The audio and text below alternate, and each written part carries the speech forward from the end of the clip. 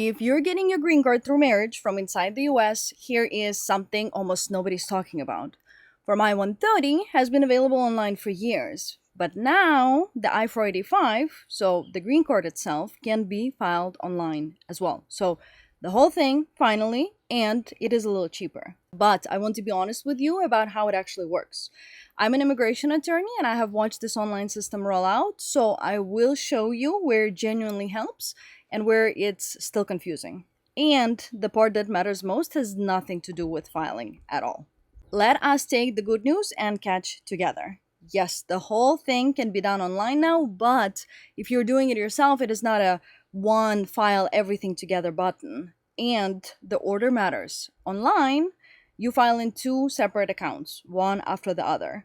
Your US citizen spouse files the I-130 from their own account first, and once the USCIS issues the receipt, then you, the immigrant spouse, file your I-485 from your own account. So two people, two logins in sequence. If you want to file everything at the same time, that true concurrent filing is still mailed to the lockbox thing, not an online one, unless an attorney is filing it for you. And here's a detail that catches couples off guard.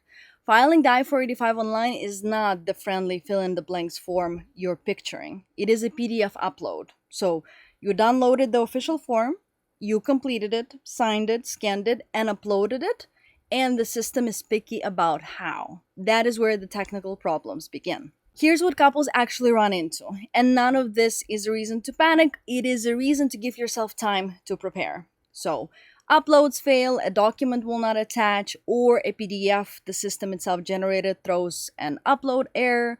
Every file has to be under about 12 megabytes, so a big evidence set has to be split before it will go through. Payments fail and force you to start over.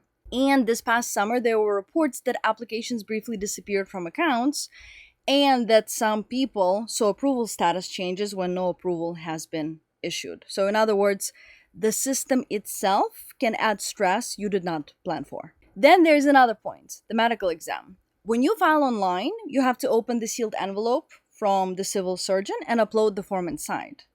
But if you file on paper, you must never open it. You mail it sealed. So, same document, opposite instructions depending on how you file.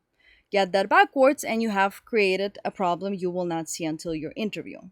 Your work permit and your travel permit can be filed right along with your I-485, so you're not left in a gap while you wait. So, here's the honest guardrail. If the portal will not accept the document you know is required, do not swap it in something random, and do not send an incomplete application just to force it through.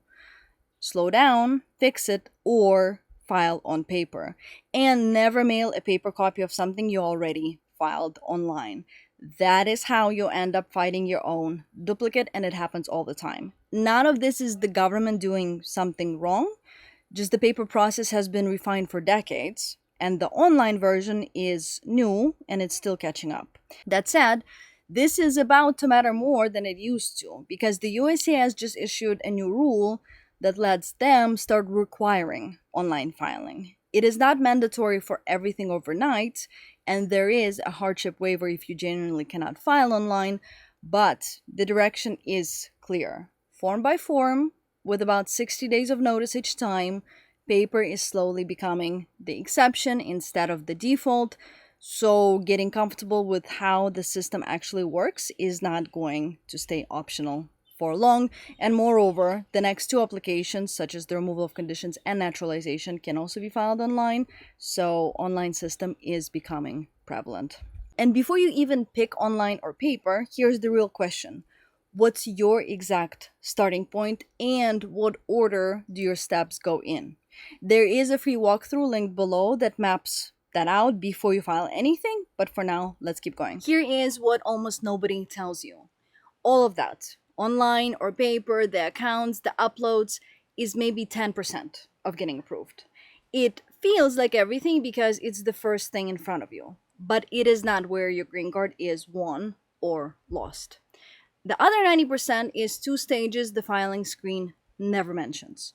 Before you file, your exact starting point, like when to get married, what a complete filing actually needs, and the order that protects your work permit and your ability to travel. And after you file, the long middle, like knowing what's normal, the fact that a request for evidence is usually asking for one document and it's not a rejection, knowing how to respond when the USCIS asks for something or simply reschedules your appointments, and knowing how to walk into your interview prepared in today's immigration environment. That is what the glitches distract you from. But the website was never the real question.